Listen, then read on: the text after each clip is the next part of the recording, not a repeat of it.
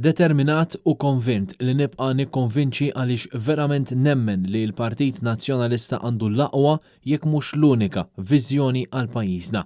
Kien dan il-messaġġ b'saħħtu li wassal il-kap tal-Partit Nazzjonalista Bernard Grech meta kien intervistat mill-fundatur u kap eżekuttiv tal-pjattaforma online Malta Daily Gabriel Mifsud.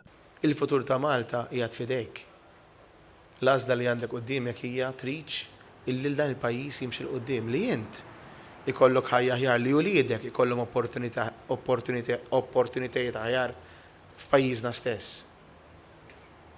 U allura l-alleanza li nixtieq tagħmel miegħi u x'inhu twemmin tiegħek hija li din id-darba inti tifhem li dan il-Partit Nazzjonalista huwa partit li ma jinteressax kulur għandek. Ma jinteressax biss x'imħabba għandek lejn dan il-pajjiż, x'imħabba għandek lejn l-eżis tiegħek biex flimkien jien miegħek minkejja differenzi forsi ideoloġiċi. Ejjew nagħmlu din l-alleanza biex flimkien miegħek nagħmlu Malta aħjar. Mistoqsi dwar ir-riġenerazzjoni fil-Partit Nazzjonalista Bernard Grech saħaq li f'sena u 4 xhur fit-tmexxija irnexxielu jġedded u jgħaqqad il-partit u qed jippreżenta programm elettorali b'viżjoni ċara għal pajjiżna, xi ħaġa li l-Partit Laburista baqa' m'għamilx. Nibqa' naħdem uffukat għal ġita dan il-pajjiż bil-viżjoni illi għandna li hija l-unika viżjoni illi l-poplu Malti għandu qudiemu sal-lum. L-unika waħda għax ħadd ieħor għadu bil-ktib tagħna rasu l-isfel jieħu il-photocopies tiegħu. Aħna mixin il-qudiem. Aħna determinati li nibqgħu mixin il-qudiem, determinati li nwettqu għal ġid tiegħek bit-tim riġenerat, bit-tim anzjuż illi iservi lilek. Bernard Grech tkellem ukoll dwar iż-żgħażagħ u l-proposti li l-partit għandu għalihom, inkluż il-proposta ta' aktar pagi li jrendu u futur aħjar. Ħloqna pilastri ekonomiċi li għadhom irendu sal-lum. Dan il-gvern għadu jaqta l-frott tas-siġar li żrajna aħna.